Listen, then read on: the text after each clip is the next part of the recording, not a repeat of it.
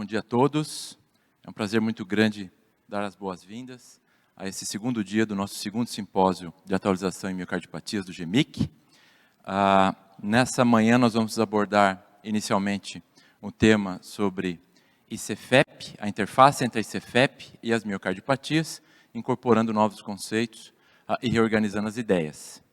Para coordenar essa primeira sessão, está aqui ao meu lado o professor Evandro Tinoco Mesquita, que é professor titular de cardiologia da Universidade Federal Fluminense, é vice-presidente da Sociedade Interamericana de Cardiologia, atual presidente do DEIC, do nosso Departamento de Ciência Cardíaca. Então, eu tenho muito prazer de passar a palavra para que o professor Evandro possa, então, conduzir a mesa. Professor Evandro, bom dia. Primeiro, agradecer a honra e o privilégio de estar aqui na cidade de Campinas, nesse evento organizado pelo nosso presidente Marcos Simões. E, obviamente, num tema fundamental, que é a insuficiência cardíaca com fração de ejeção preservada no contexto das miocardiopatias. Então, eu vou chamar, na sequência, o professor de Clínica Médica e Cardiologia da UBRA, da Luterana do Brasil, a UBRA, coordenador do time de IC do Hospital da PUC, do São Lucas, e coordena todo o comitê de IC com fração de ejeção preservada do DEIC-SBC, o professor Luiz Cláudio Dansma. Faz favor, Dansma.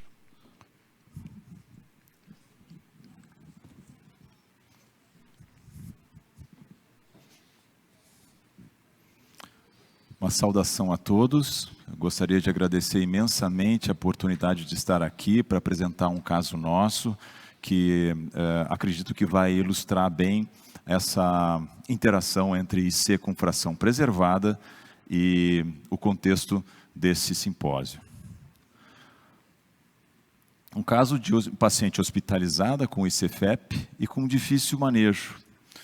Gostaria de antemão já afirmar que não tenho nenhum conflito de interesse para essa palestra que versa sobre um caso de um tipo de fenótipo de insuficiência cardíaca com fração de ejeção preservada, dos tantos que nós já podemos reconhecer. Então, essa foi uma paciente feminina de 66 anos, procedente natural de Porto Alegre, professora aposentada, e que começamos a atendê-la sob queixa de dispneia de um caráter progressivo, após uma alta hospitalar precoce por uma cirurgia. Ela retornou 2 semanas depois, com queixas de dispneia e cansaço aos mínimos esforços, progressivo, já havia alguns meses antes da cirurgia para a exérese de cisto pancreático. E a equipe da cirurgia e da cardiologia geral nos solicitou a consultoria porque a paciente tinha dificuldade de melhorar o contexto congestivo. Essa paciente já estava recebendo doses convencionais de diurético, 2 vezes o que já estava recebendo previamente a internação hospitalar, em torno de 120 miligramas de diurético intravenoso, via oral, depois intravenoso, por dia. Era uma paciente hipertensa, há 10 anos, e anêmica, já vinha em tratamento há vários anos para anemia, que nós não sabíamos exatamente que tipo de anemia era, com um hematologista de fora do hospital.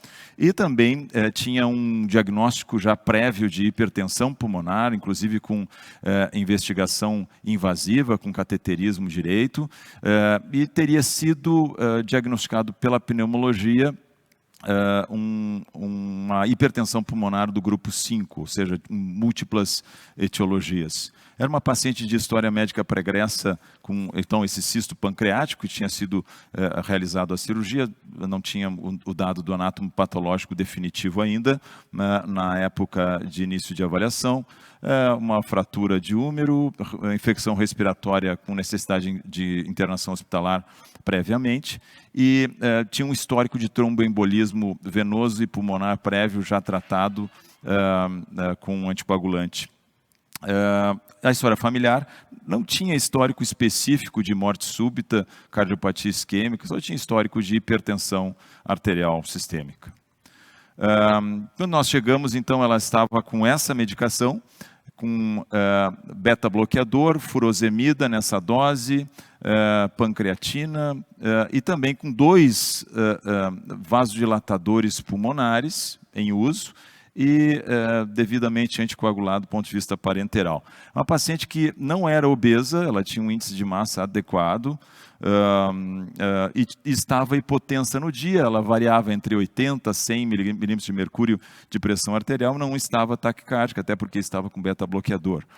E uma saturação entre 94% e 96%, apesar de parecer um pouco cianose de labial e uma pele um pouco mais para o pardo, não tanto para o claro, mas um pouco para o escuro. Além disso, tinha crepitantes discretos, não tinha grande turgência jugular, mas tinha bastante edema periférico e tinha boa perfusão periférica ainda. Esse é o eletrocardiograma, como vocês podem ver, uma paciente que apresentava o ritmo sinusal, e tinha um atraso na condução pelo ramo direito do feixe de His, um bloqueio, daria para se dizer, incompleto, e algumas extrasístoles supraventriculares.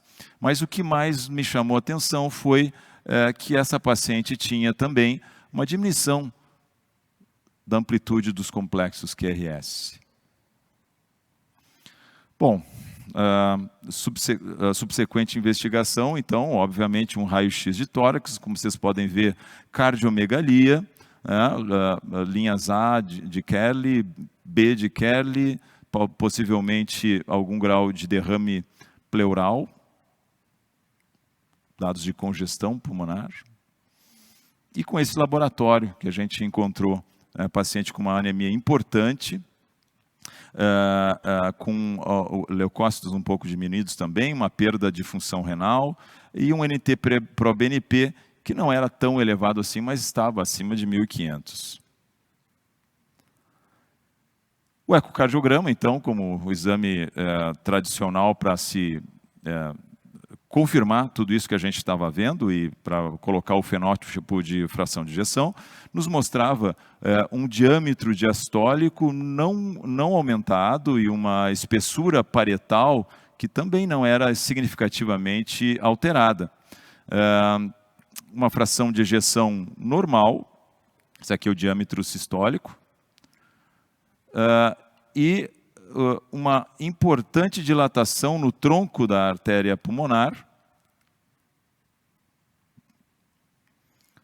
que se associava à hipertensão pulmonar, em torno de 58 milímetros de mercúrio foi estimada, e às custas também associado diretamente com sinais de aumento da pressão de enchimento ventricular esquerdo, com E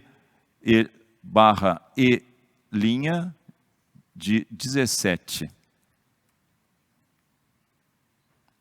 E o remodelamento atrial com alto volume atrial. Esses são os dados, então, objetivamente, então um ventrículo esquerdo que não é aumentado, uma fração de ejeção que é normal, um índice de massa do ventrículo esquerdo que é discretamente aumentado, mas é aumentado, e um volume do átrio esquerdo bastante aumentado. Conclusão final, então, conforme eu comentei com vocês, e também tinha um pequeno derrame pericárdico sem sinais de aumento da pressão pericárdica. Diagnóstico de Cefep. Bom, pela atualização da diretriz brasileira de insuficiência cardíaca, esse nosso fluxograma, se vocês forem ver, é uma paciente que tem sinais e sintomas de insuficiência cardíaca, a fração de ejeção acima de 50%, alterações estruturais e disfunção diastólica importante e inequívoca, ela já tem o diagnóstico de insuficiência cardíaca com fração de ejeção preservada. Não precisamos mais de outros recursos além desses básicos. Isso é importante que se fale para se desmistificar um pouco os detalhes do diagnóstico para esse EFEP. Apesar de se fluxograma parecer complexo, na maioria das vezes ele vem para esse lado aqui e resolve o problema. Mas se a gente quisesse colocar essa paciente nos scores de risco, né? Se a gente quisesse colocar no score de risco da Mayo Clinic ou da European Society of Cardiology, como que aconteceria? Nós teríamos, nesse caso, então, hipertensão com 2 ou mais antipertensivos que ela usava previamente, hipertensão pulmonar detectada, idade acima de 60 anos e pressões de enchimento aumentadas. Ou seja, ela ganharia 4 pontos, ela ficaria numa situação intermediária, não fecharíamos o diagnóstico. Ao passo que, no critério da Sociedade Europeia, nós teríamos alteração de E', pressão pulmonar, remodelamento átrio-ventricular e também NT-proBNP, praticamente todos positivos, nos dando uma certeza de diagnóstico. É importante fazer esse paralelo, que parece que esse critério se adequa um pouquinho mais, talvez, aos pacientes mais graves e talvez o paciente que se discute nesse simpósio. Fizemos o tratamento não farmacológico, suspendemos a anticoagulação, suspendemos o beta-bloqueador, iniciamos dose progressiva de espironolactona e aumentamos a dose da furosemida IV, inicialmente em padrão intermitente, depois IV contínuo. Então, agora eu gostaria de trazer algumas questões. O que a gente pode investigar mais sobre o diagnóstico etiológico? Que imagem seria ideal para a gente utilizar nesse contexto, com essas hipóteses diagnósticas que que vocês podem já estar fazendo aí a partir das minhas informações, e se isso teria efetivamente implicação em tratamento e prognóstico.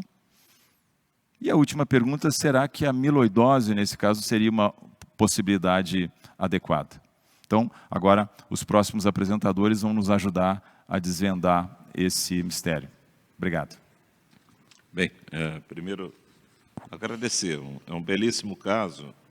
E eu gostaria de chamar os componentes da mesa, o professor Otávio Rizzi Coelho Filho, o professor Miguel Morita, para que pudesse estar juntando também o professor Marcos Vinícius aqui.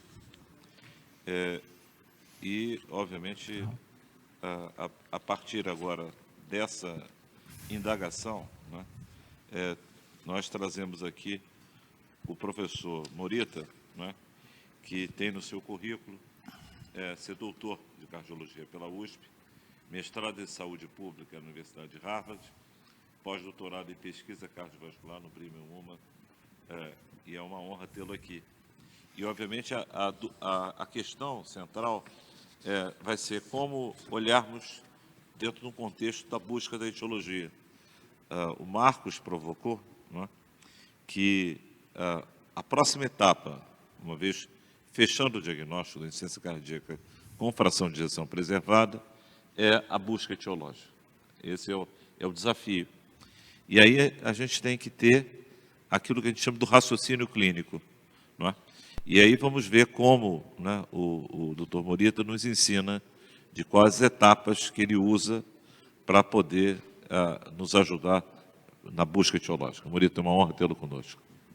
Obrigado, doutor Evandro. Pode colocar. Bom, então, agradeço demais aí o convite para estar participando dessa mesa. A gente vai falar sobre a pesquisa da etiologia específica. Como que a gente pode, como que a gente coloca tudo isso para poder investigar esse paciente? Não sei se eu consigo passar aqui. Pode passar o próximo, por favor?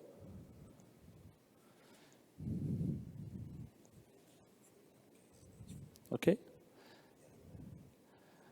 Bom, enquanto vão colocando o slide, o que a gente precisa pensar sempre para a gente poder organizar o nosso pensamento e poder investigar a etiologia específica da insuficiência da ICFEP, ela tem uma importância muito grande, e ela vem naquela etapa que depois que o Dansman colocou, logo após o diagnóstico da ICFEP. Fez o diagnóstico de ICFEP, a primeira coisa que a gente precisa fazer é pensar se tem uma etiologia específica.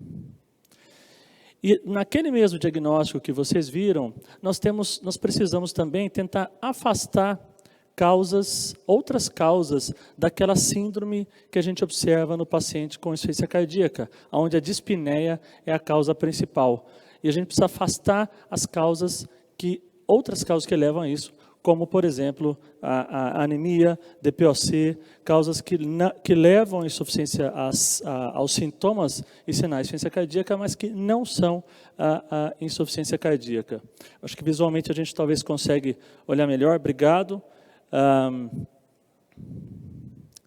Então, voltando aqui, né, ao algoritmo que o Dansman já colocou, a gente precisa lembrar dessa parte do algoritmo, o algoritmo está sempre considerando causas que não é insuficiência cardíaca, que são condições que, de certa forma, mimetizam a insuficiência cardíaca. Então, a gente precisa lembrar disso. É frequente a gente receber pacientes com suspeita de CFEP e que, na verdade, tem DPOC ou tem obesidade, descondicionamento, condições que levam aos mesmos sintomas e sinais e que precisam estar sempre sendo diferenciados. E as outras condições que são insuficiência cardíaca, mas que não é ICFEP primária, como, por exemplo, a doença valvar grave, pericardite constritiva, insuficiência cardíaca de alto débito causado por beriberi, hipertiroidismo, fístula arteriovenosa e as cardiompatias infiltrativas e outras cardiompatias específicas. Isso é importante, primeiro porque elas têm um tratamento específico que potencialmente podem mudar o prognóstico dela, e também é importante porque elas vêm sendo sistematicamente excluídas de trials que têm avaliado intervenções para ICFEP. Exatamente essa ICFEP que a gente tem trabalhado no diagnóstico dela e que os trials que saíram mais recentemente, os trials que estão por vir, têm excluído sistematicamente e, portanto, não necessariamente essas intervenções vão ter o mesmo efeito nessas doenças específicas. Então, a gente dividiu, esse foi um documento que nós, junto com o Dansman e todo o time da ICFEP, o ano passado, publicou nos arquivos, procurando, além de colocar o algoritmo diagnóstico, quais são as etiologias específicas, e a gente dividiu entre aquilo que a gente chama de CFEP primária, que é essa causada por hipertensão arterial, diabetes, obesidade, essa que a gente está acostumado a ouvir falar, relacionado com o envelhecimento, e nós chamamos de CFEP secundária, quando existe uma etiologia específica, como as cardiopatias infiltrativas, cardiopatias hereditárias, isquêmicas, tóxicas, entre outras. Mas como é que a gente coloca isso no raciocínio para a gente poder chegar no diagnóstico específico? Então, eu vou retomar aqui, eu acho muito interessante essa abordagem que foi feita nesse artigo que procurou revisar as cardiompatias, foram 2 artigos no JACC 2018, em que ele separa no paciente com ICFEP as etiologias que são mais comuns nas situações onde a espessura ventricular esquerda é normal e a espessura ventricular esquerda está aumentada. Quando a espessura ventricular esquerda é normal, a gente precisa lembrar da insuficiência cardíaca de alto débito, afastar a pericardite constritiva, e entra aqui nos diagnósticos diferenciais a presença de endomiocardofibrose, doença cardíaca por irradiação e cardiopatia por sobrecarga de ferro. No paciente que tem espessura do ventrículo esquerdo aumentada, a gente precisa lembrar da doença cardíaca hipertensiva, e é importante a gente ter uma história, avaliar isso, se o paciente realmente tem hipertensão descontrolada durante muito tempo, a cardiopatia hipertrófica e as cardiopatias infiltrativas, que incluem a amiloidose e doença de Fabry. Então, com base nisso, e quando a gente vai fazer o diagnóstico específico, a gente já tem um ecocardiograma, a gente pode olhar para a presença de aumento da espessura ventricular esquerda ou não. E aí a gente retoma a clínica, né? Dicas da anamnese, do exame físico, da história do paciente, que vão nos direcionar a uma ou outra hipótese.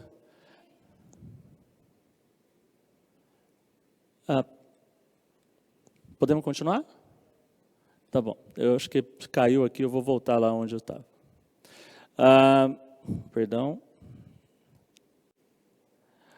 Então, na presença, que condições que vão ajudar no diagnóstico etiológico no paciente sem hipertrofia?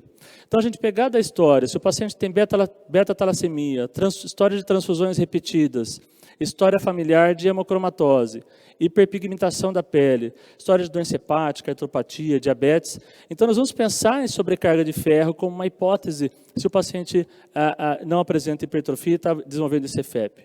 História de radiação no tórax esquerdo, lembrando que geralmente ela se envolve após 10 anos da radioterapia, também levanta essa hipótese. E a endomiocardifibrose é uma doença já que acontece em jovens, associado com desnutrição, pode ter presença de eosinofilia no hemograma. Quando o paciente apresenta hipertrofia, né, a miocardiopatia hipertrófica ela vai ser suspeita. Lembrar que a maioria dos pacientes são assintomáticos, nós conhecemos bem essa doença. A amiloidose, lembrar das pistas clínicas, os red flags que nos indicam a hipótese de amiloidose, que é um paciente que tem síndrome do túnel do carpo, especialmente se for bilateral, a rotura do tendão do bíceps, o sinal do Popeye, né, a estenose do canal vertebral, disfunção autonômica, neuropatia periférica, a púrpura periorbitária. Então, pensar nesse diagnóstico. Que no paciente, que a doença de Fabry já é uma doença mais rara, mas que a gente sempre tem que estar considerando essa possibilidade, especialmente se o paciente apresentar anidrose, angioqueratoma, AVC criptogênico, sem nenhuma causa, especialmente se ele for jovem, e algumas alterações oculares típicas, onde a gente vai fazer o diagnóstico dessa doença. Então, está sempre pensando nessas hipóteses. Depois da clínica, temos o eletrocardiograma. Então, olhar para o eletrocardiograma nesse contexto da avaliação do paciente com CFEP, ela é fundamental.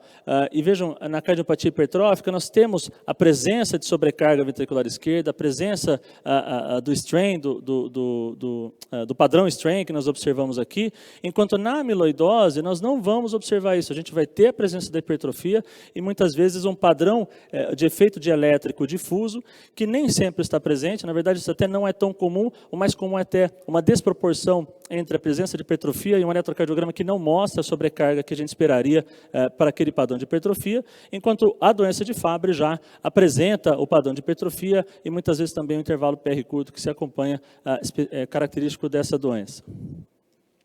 No ecocardiograma, a gente já tem um ecocardiograma também, depois já fez o diagnóstico, a gente vai ter informações que o próprio ecocardiografista pode nos passar e que ajudam também a diferenciar diferentes entidades, como aqui nessa diferenciação entre cardiopatia hipertrófica e amiloidose. A cardiopatia hipertrófica é mais comum apresentar movimento anterior, histórico da mitral, presença de um padrão mais assimétrico de hipertrofia, obstrução da via de saída do ventrículo esquerdo, enquanto na amiloidose o aumento do septo interatrial e o derrame pericárdico são algumas dicas, geralmente um padrão de disfunção diastólica mais importante na amiloidose. E o padrão, se você tiver disponível no serviço, o padrão strain, o ecocardiografista pode auxiliar na diferenciação a partir do mapa polar, né, do bullseye do padrão strain, que também pode diferenciar entre diferentes entidades, como aqui a gente vê a amiloidose, que tem o chamado apical sparing, poupando a porção apical, a cardiopatia hipertrófica que acomete mais a região que está hipertrofiada, e a doença de Fabry que é mais comprometida a região inferolateral. E, finalmente, a ressonância magnética cardíaca, que eu vou deixar, obviamente, para o Tavico falar mais sobre isso, que ele é especialista nesse assunto, certamente vocês vão aprender muito mais com ele, mas eu gostaria de colocar aqui que é uma ressonância, a ressonância ela é classe 1 de indicação para a gente investigar essas, quando a gente tem suspeita dessas cardiomiopatias. E eu coloco aqui no contexto, quando a gente tem a ressonância cardíaca, ela vai ajudar na diferenciação das diversas possíveis cardiopatias específicas, mas o importante que eu quero chamar a atenção aqui, que é importante quando você for solicitar a ressonância, colocar a suspeita que você tem diagnóstica, porque alguns protocolos eles vão diferenciar conforme o tipo de doença, como por exemplo, a sobrecarga de ferro precisa fazer um protocolo específico que é o T2 estrela para poder investigar essa doença especificamente. E depois disso, nós podemos utilizar a medicina nuclear para investigar a amiloidose cardíaca, utilizando cintilografia óssea com pirofosfato, o PET com o FDG para investigar a sarcoidose e colocando, então, em algumas situações específicas, o teste genético, exames laboratoriais, conforme a suspeita clínica que você tem a partir, então, de toda essa análise que fez até o momento. Eu vou passar mais rapidamente por aqui, que certamente Simões vai falar sobre isso. A cintilografia óssea com pirofosfato ela veio ajudar muito no diagnóstico da amiloidose. Eu coloco aqui esse algoritmo, foi maravilhoso, belo trabalho aqui que o professor Simões fez, mas eu vou deixar para ele falar e vou dar as minhas considerações finais, que eu gostaria de lembrar que a pesquisa da etiologia desse CFEP começa na anamnese, exame físico e eletrocardiograma. E o ecocardiograma, que já vem a partir do diagnóstico, ele é central em ajudar na suspeita da etiologia, na diferenciação também de outras causas de espinéia.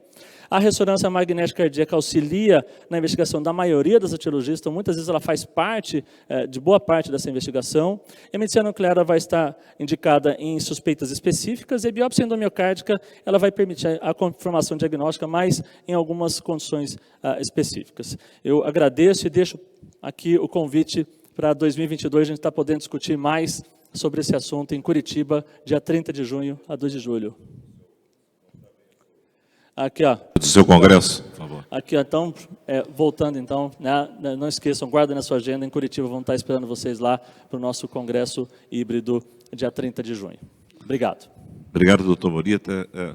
Nós temos aqui uma plateia bastante grande nas suas casas, no sábado, hoje de manhã, e, obviamente, raciocinando sobre o fenótipo, né, de um paciente com uma insuficiência cardíaca e a busca etiológica. E, obviamente, um raciocínio, né, que é o raciocínio da etiologia, né, o raciocínio de qual é o diagnóstico etiológico por detrás daquela condição. Até porque isso vai gerar a oportunidade de um tratamento personalizado.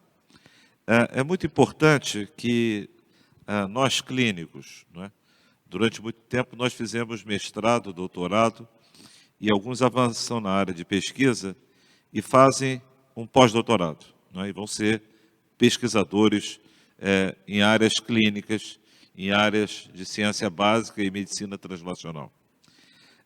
Nós temos hoje uma nova geração de colegas aqui no DEIC, que eles têm um título que a gente conhece pouco no Brasil, que é o Master in Public Health, o MPH. Ou seja, são pessoas que se capacitaram numa área que é saúde pública global, pesquisa e epidemiologia clínica.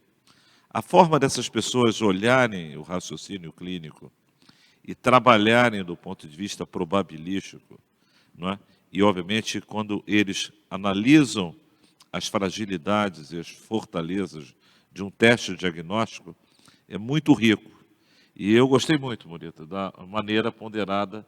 E a coisa importante é que a geração de vocês trazem um respeito grande no que o processo do diagnóstico diferencial possa passar por um fluxograma, um framework do diagnóstico diferencial.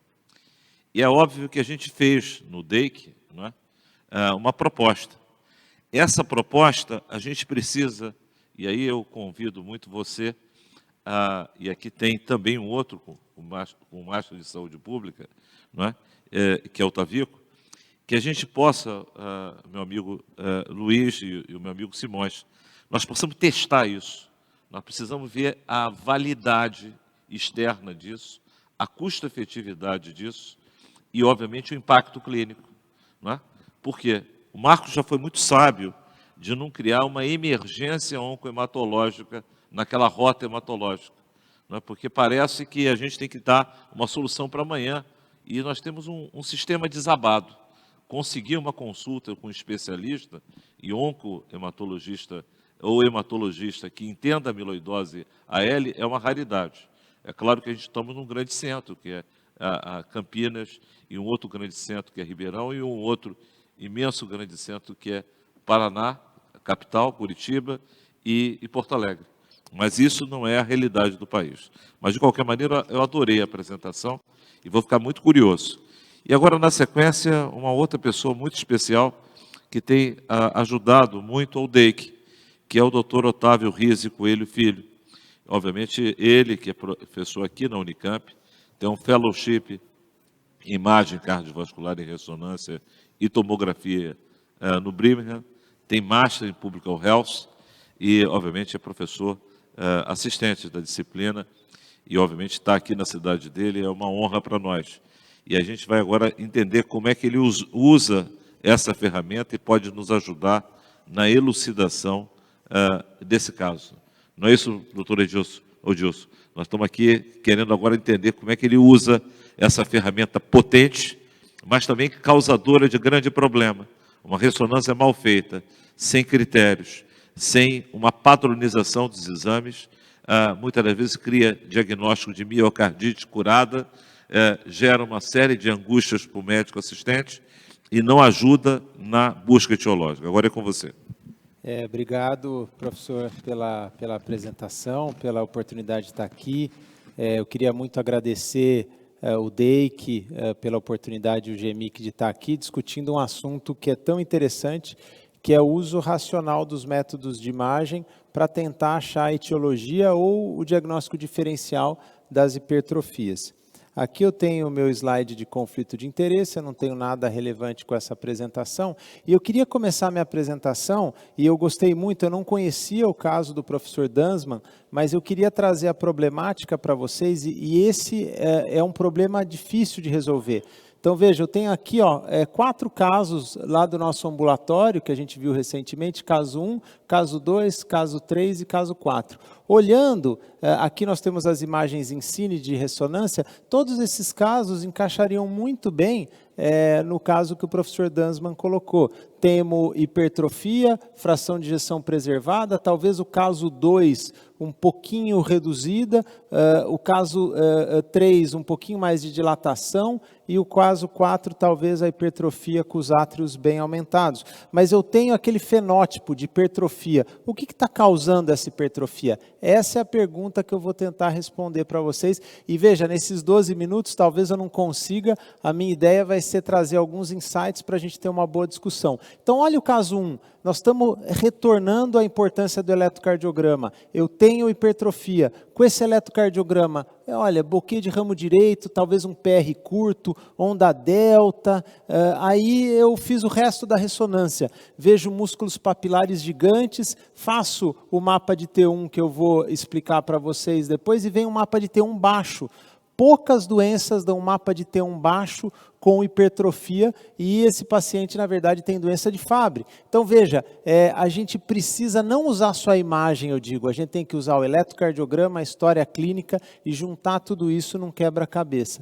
O caso 2, eletro com baixa voltagem, lembra que tinha hipertrofia na imagem inicial que eu mostrei para vocês, aí ele tem um ecocardiograma com o apical sparing e esse paciente tinha uma relação capa-lambda alterada, o resto da ressonância mostra uma extensa área de realce tardio subendocárdico e esse paciente foi confirmado com amiloidose de cadeia leve, né?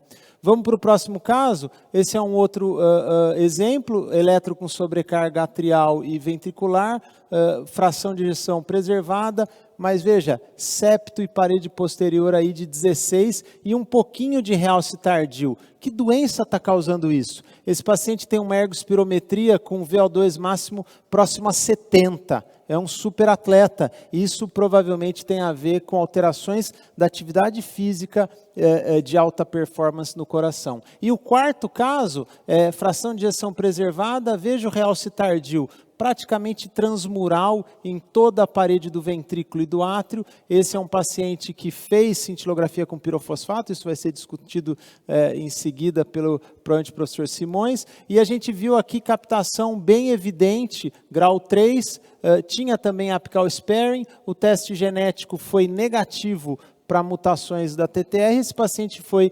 diagnosticado com amiloidose TTR wild type. Então veja, esses 4 exemplos mostram para a gente como é difícil, a partir da hipertrofia, basear só na imagem para fazer o diagnóstico. Então eu já de antemão digo que a gente não vai usar só a imagem, a gente vai usar algumas propriedades da imagem, mas a clínica ainda continua sendo soberana. Aqui tem um roteiro breve do que eu pretendo discutir. Eu vou escolher aqui 3 doenças: miocardiopatia hipertrófica, coração de atleta e doença de depósito, porque eu não vou conseguir cobrir todas as doenças e todas as indicações da imagem. Mas do ponto de vista fisiopatológico, eu gosto muito desse relato de caso, que foi publicado no Circulation, de uma microscopia eletrônica de um coração normal, aqui no painel painel A e de um indivíduo com estenose aórtica. Nós sabemos que a hipertrofia é um misto de aumento do tecido conectivo e aumento do tamanho do cardiomiócito. É importante a gente saber disso, porque as doenças que vão levar, as condições que vão levar à hipertrofia, às vezes aumenta mais o tamanho do cardiomiócito e às vezes aumenta mais o tecido conectivo, né? Do ponto de vista geral, eu acho que a hipertrofia precisa ser caracterizada como concêntrica e excêntrica, porque se ela é concêntrica, em algumas condições como na hipertensão, como o próprio Morita comentou, pode estar associada a um pior prognóstico. Então, apesar dessa classificação ser antiga, eu acho que ela ainda tem o seu valor, ela não dá a etiologia, mas ela pode dar algumas informações importantes a respeito do prognóstico do paciente. Mais recentemente, essa classificação tentou explicar um pouquinho melhor essa apresentação da hipertrofia na prática clínica. E nós não temos só concêntrica e excêntrica, a gente tem, na verdade, 4 entidades: indeterminado, a que predomina a dilatação, a que predomina a concentricidade e hipertrofia, e aquela que eu tenho concentricidade, hipertrofia, mais dilatação também. Veja que interessante que nessa série, os indivíduos que têm hipertrofia concêntrica não dilatada e dilatada são os que evoluem pior. Então eu acho que a gente vai começar a estar falando esses conceitos, não só hipertrofia, mas que tipo de hipertrofia? É concêntrica, predomina o aumento da espessura, predomina a dilatação, porque isso parece ter implicação clínica no dia a dia da gente.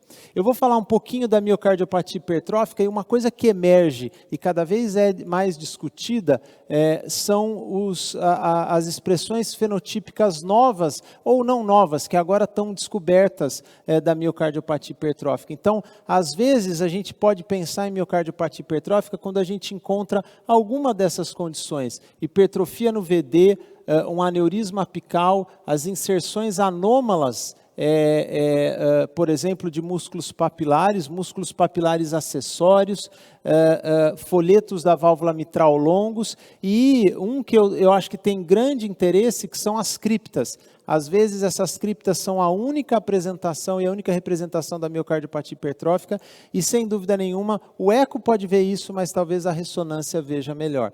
Sem dúvida nenhuma, o realce tardio é importante. Em 50% dos casos a gente tem realce tardio na miocardiopatia hipertrófica, como vocês estão vendo aqui. Existem apresentações distintas, mas de maneira geral poupa o subendocárdio e não é um padrão isquêmico. Nós tivemos a oportunidade de participar de um estudo com a doutora Seidman, e a gente foi demonstrado nesse estudo que o realce tardio tem correlação com a atividade da doença na miocardiopatia hipertrófica através da quantificação e da correlação das moléculas precursoras do colágeno tipo 1, então os indivíduos que tinham mais essa molécula apresentavam mais realce tardio, como está mostrado na figura aqui. A importância do realce tardio é muito grande na miocardiopatia hipertrófica, porque, por exemplo, pode detectar aqueles indivíduos que precisam ser avaliado de maneira mais cuidadosa para o risco de morte súbita. Quem tem mais de 15% de realce tardio costuma ter um risco maior de morte súbita, como foi demonstrado aqui por Chan e colaboradores. Indo em seguida, eu queria falar algumas palavras de coração de atleta, e aí eu termino com doença de depósito, né? Nós sabemos que a atividade física pode gerar um fenótipo parecido com ICFEP, e às vezes isso é importante do ponto de vista clínico. Olha que interessante que, dependendo da atividade física, eu vou ter um aumento mais da espessura ou um aumento mais da cavidade. Então, por exemplo, se eu tenho um levantador de peso, aumenta mais a espessura; se eu tenho um endurance, aumenta mais a cavidade. E em diversos levantamentos, tanto homens como as mulheres atletas apresentam, às vezes, espessuras acima de 12, 13, até 15, e traz, às vezes, alguma dificuldade para se fazer o diagnóstico. Isso é só da atividade física ou eu tenho alguma doença envolvida que precisa ser diagnosticada? Do ponto de vista fisiopatológico, a gente sabe que a hipertrofia, por exemplo, de sobrecarga de volume e pressão, como na bandagem da aorta, tem fibrose, e a hipertrofia relacionada com o exercício normalmente não tem fibrose. Então seria fácil, era só eu ver o realce tardio, tem realce tardio, não é coração de atleta. Como a gente tinha um conceito até 2015, 2018, se tem realce tardio, não é coração de atleta, além de outras alterações. Mas a gente está vendo que os atletas podem ter realce tardio, isso já vem sendo demonstrado, dependendo do tipo de atividade, e às vezes o que a gente precisa fazer é o destreinamento. Veja, aqui o indivíduo ele estava treinando, depois aí de 4 ou 3 meses de destreinamento houve uma regressão da hipertrofia, mas veja, se eu olhar essa imagem aqui com realce tardio, eu vou pensar talvez em miocardiopatia hipertrófica e outras doenças. Um outro dado muito interessante é que a gente pode, com a ressonância, ver não só o extracelular, mas o componente do cardiomiócito. Nessa publicação aqui de 2016, eles mostraram algo muito interessante. O atleta que tem um VO2 máximo acima de 60, tem a hipertrofia dele muito mais associada com o aumento dos cardiomiócitos do que da fibrose. Então, talvez nós podemos usar essa ferramenta para tentar diferenciar uma hipertrofia patológica de uma hipertrofia, diria, fisiológica. Nós nos interessamos por isso, esses aqui são dados não publicados, mas olha que interessante, mapa de T1 nativo. O atleta é mais baixo do que os controles e IC preservada. A mesma coisa para o ECV e o contrário para o tamanho do cardiomiócito através da quantificação do que a gente chama de tempo intracelular da água. O atleta tem isso aumentado em comparação às outras entidades que têm fenótipos muito parecidos. Eu vou me encaminhando para a última parte, eu vou pretender ser bem breve. Como foi colocado nas doenças de depósito, o ecocardiograma desempenha papel importantíssimo com o apical sparing. Eu gosto muito desse índice, que é a relação da fração de ejeção com o Global Longitudinal Strain. Como na amiloidose eu não tenho normalmente queda da fração de ejeção, e o que eu costumo ter às vezes é uma queda do Global Longitudinal Strain, quando essa relação é maior do que 4,1, eu tenho sensibilidade e especificidade muito alta para o diagnóstico. É lógico que depois de uma história clínica condizente e eu não estou vendo a imagem isoladamente. O pirofosfato acho que vai ser discutido em mais detalhes, mas é uma peça importante para a gente poder diferenciar a amiloidose TTR de outras causas. Quando eu tenho a captação, como aqui nos painéis D e E, que seria grau 2 e 3, eu praticamente confirmo o diagnóstico de amiloidose por trânsito de retina. Realce tardio nos ajuda muito, sobretudo para diferenciar a doença não isquêmica e isquêmica. A doença não isquêmica não tem um padrão subendocárdico e, às vezes, como aqui no caso da amiloidose, pode dar um realce transmural ou subendocárdico difuso, que se diferencia de maneira muito fácil desse painel acima aqui, que é um paciente com infarto agudo do miocárdio. Infelizmente, o realce tardio não resolve todos os nossos problemas, muitas vezes ele é negativo ou duvidoso, e cada vez mais a gente tem usado o ECV. E veja, nesse estudo a gente mostrou que os pacientes com amiloidose confirmada podem ter um ECV próximo a 49%, 50%, ao passo que os controles têm aí um realce tardio em torno de 25%. Muitos desses pacientes tinham realce tardio negativo e o diagnóstico poderia ser inferido pelo ECV. Mas alguns pacientes não podem receber contraste e às vezes nós temos que usar o mapa de T1 nativo, como a professora Mariana Fontana mostrou. Eu posso diferenciar, por exemplo, miocardiopatia hipertrófica, de amiloidose AL e de TTR, só com o mapa de T1 nativo, sem precisar dar contraste. Isso é muito interessante. E talvez, aí eu diria, a cereja do bolo da utilização desses mapas paramétricos veja, pegar doenças com fenótipo muito parecido, doença de Fabry e acúmulo, por exemplo, de ferro no coração.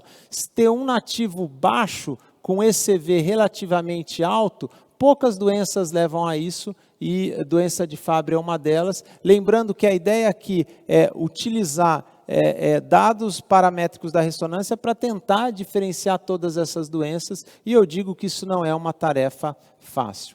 Então, em conclusão, sem dúvida nenhuma, a hipertrofia é um achado comum no nosso dia a dia do cardiologista, está associado com diversos fatores, tanto genéticos como sobrecarga de pressão e volume. É importante a gente usar de maneira racional os métodos de imagem para fazer a diferenciação das causas da hipertrofia e métodos de imagem avançado, como ressonância, como eco e cintilografia, podem ajudar muito a gente, sobretudo nas doenças de depósito. Peço desculpa se eu passei um pouquinho do tempo, agradeço a oportunidade e volto a palavra ao coordenador da mesa. Surpresa, o coordenador da mesa mudou. Obrigado, Otávio, parabéns pela maravilhosa palestra. Eu vou, dando seguimento à mesa, a próxima palestra é minha própria.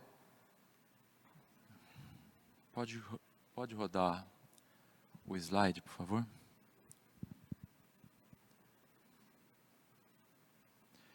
Muito bem. A ideia dessa palestra é mostrar de forma, digamos assim, racional, como que nós compusemos, como construímos um fluxograma, um algoritmo diagnóstico com foco na amiloidose cardíaca. Esses são os meus conflitos. Muito bem, essa palestra, essa apresentação é principalmente calcada no nosso Position Statement, nosso posicionamento, que foi publicado agora em setembro. Contou com uma colaboração enorme de peso de muitos membros do DEIC, muitos deles estão aqui. Então, eu tive a honra de coordenar esse documento e o que a gente espera é que ele sirva de fato de balizamento para que a gente possa exercitar aspectos vinculados principalmente ao diagnóstico, a suspeita diagnóstico da presença de amiloidose nesse cenário da ICFEP com esse fenótipo mais infiltrativo. O que nos levou a fazer esse posicionamento, e isso tem implicações no que a gente vai comentar a seguir, é que a amiloidose apresentou uma profunda reformulação de seus conceitos, que eu sintetizo aqui. Num passado bem recente, era considerado uma doença rara, o diagnóstico necessitava de biópsia, particularmente miocárdica, e é uma doença incurável de curso inexorável, sem tratamentos nem para paliar ou diminuir a progressão da doença. E o que a gente vê hoje, depois de praticamente na última década, foi que a doença possivelmente ela é mais frequente do que se imagina, mas é subdiagnosticada. O diagnóstico não invasivo hoje é uma realidade, graças ao avanço do método de imagem, não só o apoio do eco, mas a ressonância, mas fundamentalmente a cintilografia com pirofosfato. E existem agora a emergência de novos tratamentos que podem mudar o curso natural e a história natural da doença. Então, acho que toda essa mudança de paradigmas, de conceitos, motiva que a gente foi a motivação para que a gente fizesse esse documento. Rapidamente, a amiloidose ela é uma cardiomiopatia restritiva infiltrativa, então ela apresenta um fenótipo clínico inicial de CFEP, muito comumente, e isso é causado por uma deposição de fibrilas insolúveis, que podem ter diferentes origens.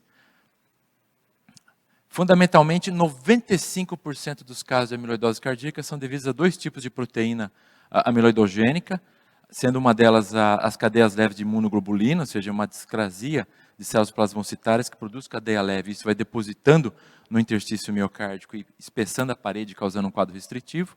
E a outra, a proteína amiloidogênica muito comum, perfazendo esse cenário, é a transtirretina, que é uma proteína produzida no fígado, é uma transportadora de hormônios, de tiroxina e de retinol, e ela pode ser produzida de forma instável, ela é uma proteína bem complexa, ela é sintetizada na forma de tetrâmeros, e esses tetrâmeros podem se instabilizar ou por uma mutação, nos casos hereditários, ou por processos associados ao envelhecimento, senectude, que é a chamada wild type, e isso, então, essa proteína instável, ela se dissocia e vai, então, se agregando de forma anômala, devido a dobramento anômalo, em fibrilas, protofilamentos e fibrilas, que vai depositando no interstício da mesma forma.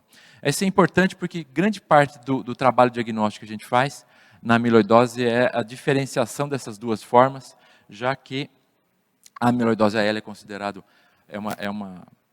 uma doença neoplásica da medula óssea, precisa de quimioterapia, transplante de medula óssea eventualmente, enquanto a transtirretina tem outra forma de abordagem, com diferentes abordagens de tratamento. Então, a diferenciação é fundamental.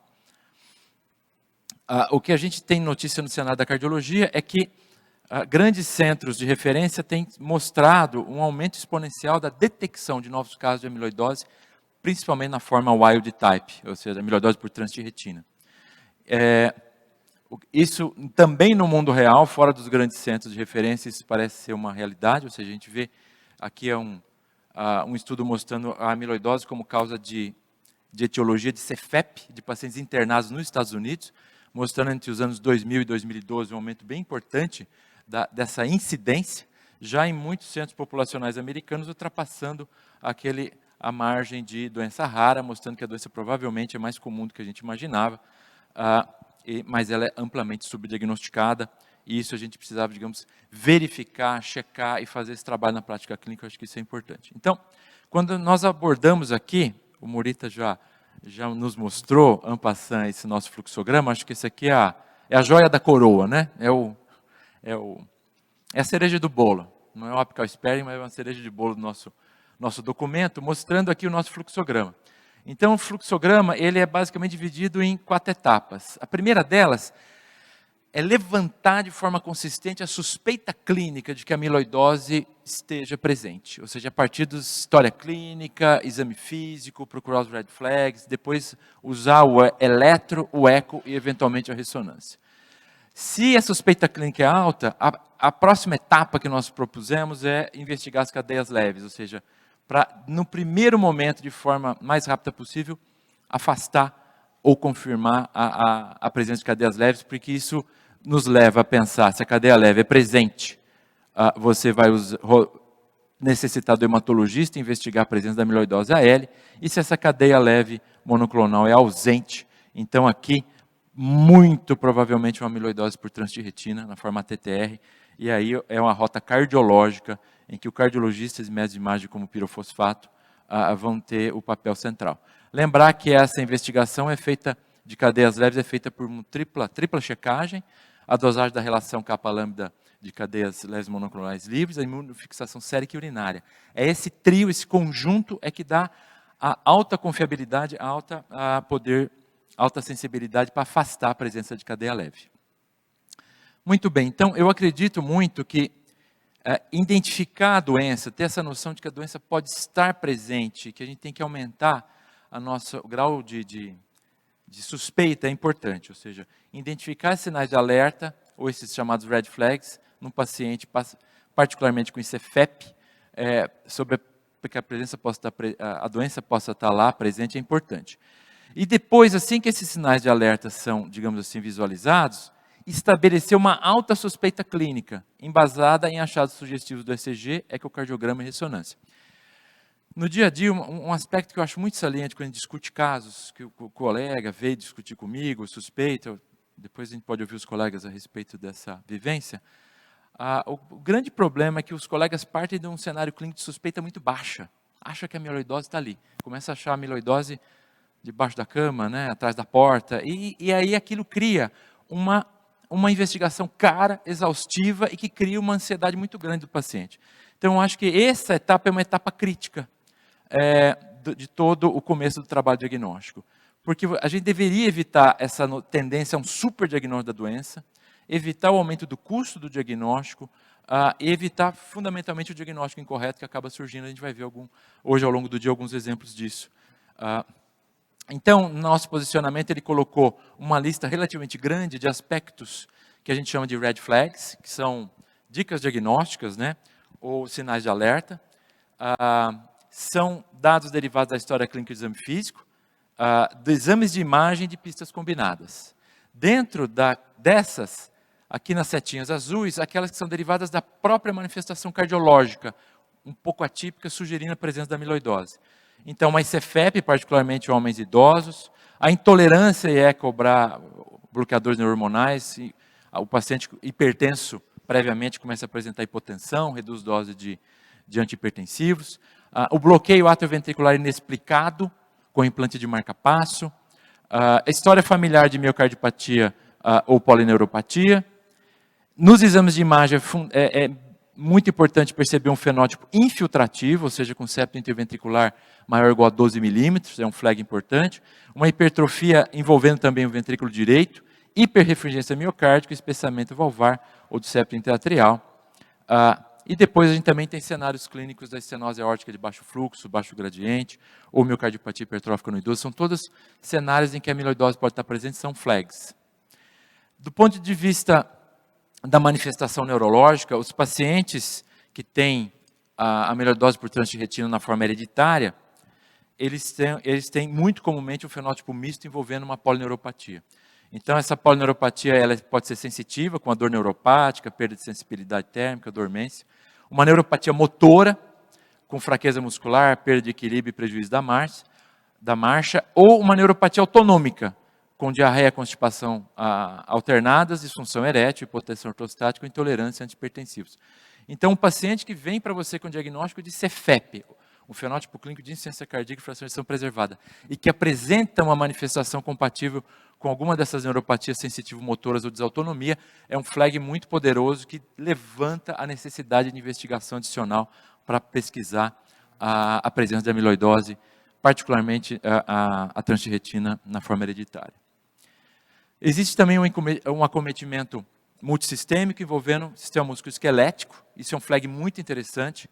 Então, esse envolvimento do tecido conjuntivo pode se expressar como síndrome do túnel do carpo, estenose do canal vertebral, que pode produzir síndrome de dor lombar ou síndromes de ciática, e ruptura do tendão espontânea do tendão do bíceps. A síndrome do túnel do carpo, essas manifestações de tecido conjuntivo são interessantes porque elas podem preceder em muitos anos o diagnóstico final da amiloidose por trânsito de retina. Ela pode estar presente tanto nas formas hereditárias quanto na forma wild type, então isso é muito interessante. E aqui eu só trago destaque o sinal de Popeye, que é a ruptura espontânea do tendão do bíceps. Essa avulsão do tendão do bíceps faz então que o bíceps fique recolhido, né? Ele se encurta e apresenta esse sinal do bíceps hipertrofiado, que é o sinal de Popeye. São aspectos interessantes que tem que procurar. Sem esquecer da amiloidose AL, que é muito importante que a gente tenha essa visão. Ela pode se expressar com manifestações sistêmicas, como a face de guaxinim, com essas púrpuras periorbitárias, e a macroglossia. São sinais mais raros, aparecem em 20% dos casos AL, mas se presentes têm alta especificidade. Então a gente também tem que saber reconhecer, porque a amiloidose AL de fato é uma condição clínica muito grave. Rapidamente, os exames de imagem, o eletrocardiograma mostrando redução de voltagens, particularmente nas derivações periféricas, o padrão de pseudoinfarto, é muito comum na trânsito de retina, mas basicamente o que é mais interessante é uma desproporção entre voltagem do QRS relativamente reduzida e o grau de espessura da parede. Isso é o maior flag, ou seja, você vê um ventrículo com aumento de espessura da parede no eco e o eletrocardiograma não mostra esse aumento de amplitude. O eco, eu acho que os colegas já comentaram, eu não vou me estender muito, mas esse padrão de hipertrofia envolvendo o ventrículo direito e principalmente o apical sparing acaba sendo um sinal relativamente específico para a presença da amiloidose, tanto na forma da trânsito de retina quanto na forma AL, é muito importante. A ressonância, eu não vou me atrever a comentar adicionalmente, eu acho que o professor Otávio já fez um trabalho muito consistente nesse sentido, mas é muito importante naqueles casos de probabilidade intermediária, em que o eco não definiu claramente que existe amiloidose e o diagnóstico diferencial é necessário, a ressonância pode entrar fazendo essa diferencial de maneira muito útil. Portanto, eu gostaria só de comentar que se as cadeias leves estiverem presentes, lembrar então que o hematologista tem que ser chamado e o diagnóstico vai ser calcado em análise de tecido com biópsia, enquanto se a cadeia leve estiver ausente, você entra na rota cardiológica e você vai usar o pirofosfato, a cintilografia, se disponível para fazer essa investigação. Então, aqui o fluxograma se divide. Se a cintilografia não for disponível, você vai para a biópsia endomiocárdica com análise de tecido. Se ela, felizmente, for disponível, você vai fazer, então, a cintilografia com pirofosfato. E se ela for, então, positiva, atingir critérios de positividade, fecha o diagnóstico de amiloidose cardíaca por trânsito de retina e você pode fazer a tipagem genética. Lembrar que na nossa diretriz a gente sugeriu o uso de um triplo critério de positividade para evitar diagnósticos excessivos. Então nós propusemos análise visual mostrando captação grau 2 ou 3 de Perudini, ou seja, a captação miocárdica ou cardíaca equivalente ou superior a dos arcos costais, com uma quantificação da área do coração contralateral maior que 1,5 com a imagem de 1 hora, e tudo isso confirmado que a captação do pirofosfato se dá nas paredes ventriculares. Então, é muito importante lembrar de olhar a imagem de SPECT. A gente vê muitos casos que aparentemente tem peridina em grau 2 ou 3, e você vai na imagem de SPECT, a captação está no pulso sanguíneo, isso tem que ser sistematicamente, compulsivamente checado. Lembrar que existem ainda situações que você precisa da biópsia. Por exemplo, se na AL, se você não encontra a substância amiloide em tecidos periféricos, você acaba precisando da biópsia endomiocárdica para fazer o diagnóstico. Se você não dispõe do pirofosfato e, uma situação muito particular, se você tem alta suspeita clínica de TTR, faz a cintilografia, ela é negativa, mas a suspeita clínica persiste, você deve seguir adiante para fazer a biópsia, porque existem situações, mutações mais raras da tâncio de retina que não captam pirofosfato e você tem que ir adiante. Por isso que eu acho que a etapa-chave é você ter uma alta suspeita clínica para poder ter fôlego para chegar até o finalzinho e eventualmente ir para a biópsia nesse cenário.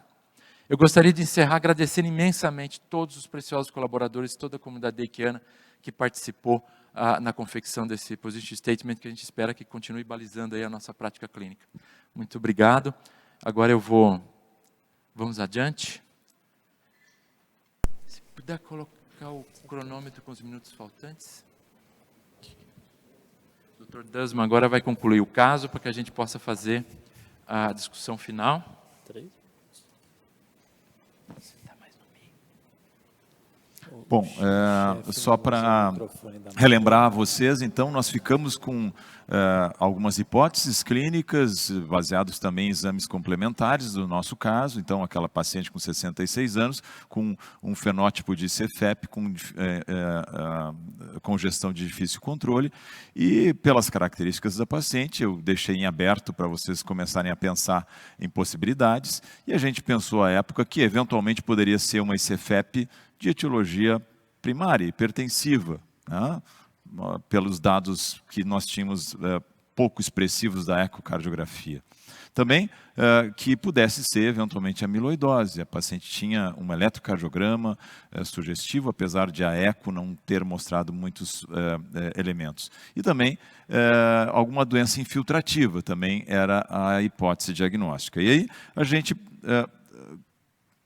foi adiante, então, no diagnóstico, solicitamos exames complementares adicionais, solicitamos cadeias leves, kappa e lambda, e encaminhamos também uma análise de depósito de ferro e uma ressonância magnética. A ressonância magnética nos ratificou as alterações atriais, né, e a função sistólica preservada.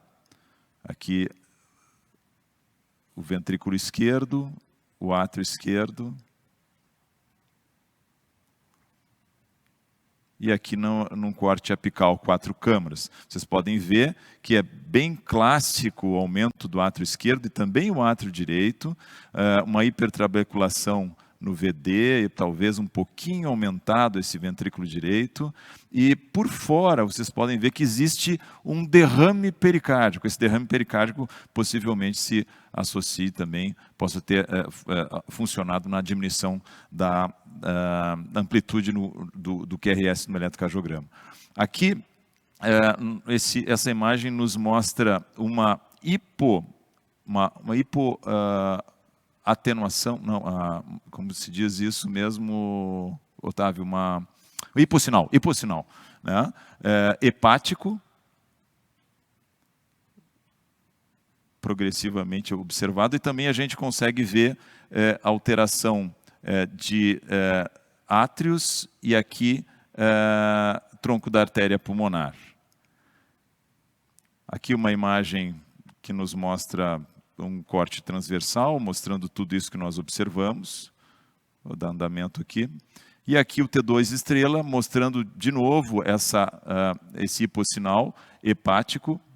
Consegue me ajudar aqui para mostrar aqui, Otávio? Pode vir aqui conosco, nos mostrar o hipossinal hepático de Essas imagens em sequência mostram primeira informação, já tem um hipossinal importante no fígado, sugerindo um efeito ferromagnético, acúmulo de ferro. O fígado normalmente acumula muito ferro, né? Independente necessariamente de acúmulo patológico, mas aqui chama atenção. E quando a gente vai seguindo nas imagens, a gente vai aumentando o tempo de eco e o coração torna-se com um sinal muito preto, mostrando que talvez ele tenha também um acúmulo de ferro. E aí eu acredito que deva ter sido quantificado o T2 estrela, né? Aqui o T2 estrela deu 7,7, o normal é acima de 20. Então veja, nessa condição, um T2 estrela menor do que 20 e com esse padrão de imagens, a sobrecarga de ferro torna-se uma possibilidade bem interessante de ser aventada. Bom, eu sabia tudo isso, só que eu quis prestigiar o rapaz ali que está começando.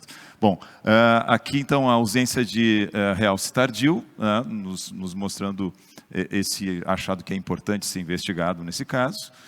E aqui os resultados laboratoriais, além de uma albumina baixa, uma ferritina super alta e uma saturação da transferrina. E o diagnóstico final, então, foi um depósito de ferro, uma siderose cardíaca ou uma hemocromatose secundária a inúmeras transfusões. Ele nos deixou muito felizes porque tem tratamento, poderia se fazer a quelação com desferoxamina, né, o desferal. Nesse meio tempo ela começou a melhorar da congestão, começou a receber o tratamento e nós tivemos uma piora da evolução clínica COVID e infelizmente em 2 semanas, depois de 2 semanas de internação em UTI, ela teve óbito com esse problema importante de comprometimento hepático, pulmonar da COVID. Então, a mensagem final desse caso é que, nos casos de Cefep, a necessidade de buscar a etiologia é fundamental. Essa paciente poderia ter sido tratada adequadamente, talvez até curada com a quelação do ferro, se tivéssemos tempo. Eco e ressonância tem um papel muito importante e isso tem que ser visto de uma maneira bem aliada aos achados clínicos e vão ter, então, implicação direta no manejo e nos resultados desse manejo. Dr. Marcos Vinícius, por favor. Por favor, Cláudio.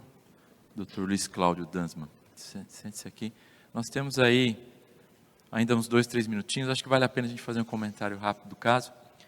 Achei muito interessante o caso. Agora, se a gente puder juntar tudo, basicamente partindo do início com a apresentação do Dr. Murita, que nos brindou com a ideia de como é que se organiza o fluxo. Esse caso não havia aumento de espessura de parede. Não havia. Então, você já iria para outras, queria que você comentasse, Murita, então você iria para outras etiologias, O septo tinha um tamanho intermediário, foi 1,13 centímetros. Então deu 11 milímetros. Mas para uma mulher pequena está um pouquinho aumentado. Para amiloidose, um caso tão grave, você esperaria muita infiltração. Agora você vê que quando você vê um caso desse desafiador, acabou se investigando cadeias leves, apesar de que não seria a primeira hipótese, né, Murita? No final, você gostaria de comentar qual a probabilidade de fato, como é que se insere nesse cenário da sua aula esse caso? Foi muito legal esse caso, porque ele vem bem nesse raciocínio, né? Então, primeiro, o paciente tem insuficiência cardíaca, né? Ele tem insuficiência cardíaca, não estava compensando, deixa eu dar um interessante, você não está compensando, Cefep normal, ela compensa fácil. E o paciente começa a não compensar, começa a pensar em outras casos. Eu tive um caso que o paciente tinha uma insuficiência aórtica grave, que a janela era ruim, a coagulação não conseguia ver. A gente colocou um TAV nele e o paciente saiu, né? Então, é uma coisa que a gente tem que pensar em causas específicas. E no caso dela, eu acho que, assim, septo, realmente não é um septo bem aumentado para a gente pensar em cardiopatia filtrativa, né? Claro que a gente categoriza as coisas, mas aí tem as doenças. E realmente eu partiria para as hipóteses que a gente colocou lá, né? Ou endomiocárdio fibrose, ou doença por radiação, que ela não tinha história, mas a história dela chamava atenção para a sobrecarga de ferro, porque ela tem uma anemia crônica e ela fazia transfusão repetida. né? Então, acho que tem que pensar nisso, e aí foi realmente, partiu para essa investigação. Mas eu também, talvez não deixaria de investigar a amiloidose, porque sempre fica na cabeça da gente, a gente pensa, e não era um septo muito fino, né? Então, talvez eu faria exatamente como foi feito ali. Não sei, gente, existe amiloidose sem grande aumento de espessura, mas quando atinge um patamar de expressão clínica grave como essa paciente, a gente esperaria ver, principalmente vai ser uma doença mais agressiva, que tivesse um fenótipo infiltrativo que não estava presente. Mas eu acho que o caso foi brilhantemente conduzido. Eu vou fazer só uma última... Eu acho que o Otávio já participou bastante, e sem dúvida a ressonância é fundamental nesse diagnóstico. Mas eu vou fazer uma última pergunta, porque eu acho que é clinicamente muito relevante no cenário de reorganizar as ideias.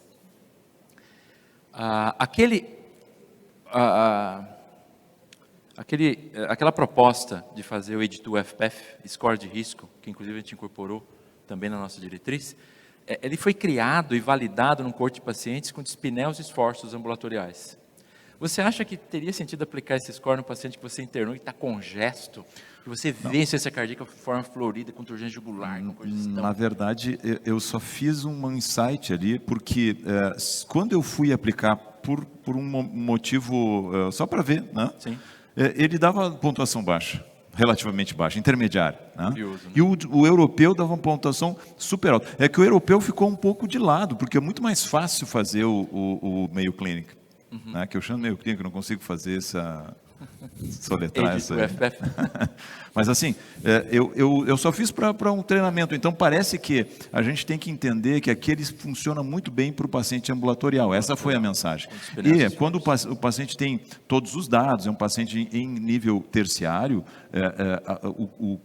o critério ou o fluxograma, o score da Sociedade Europeia, ele funciona muito bem. Ele já foi validado, inclusive, nesse sentido. Ser mais específico, né? Exato. Ele tem muitos critérios morfológicos, BNP, ele lembra muito os critérios originais, mas com certos refinamentos. Né? Exatamente. E a última coisa só, um ponto importante que eu passei, eu não quis salientar na história, que ela tinha a pele um pouco mais escura para uma paciente de origem alemã, assim, tinha um sobrenome de origem.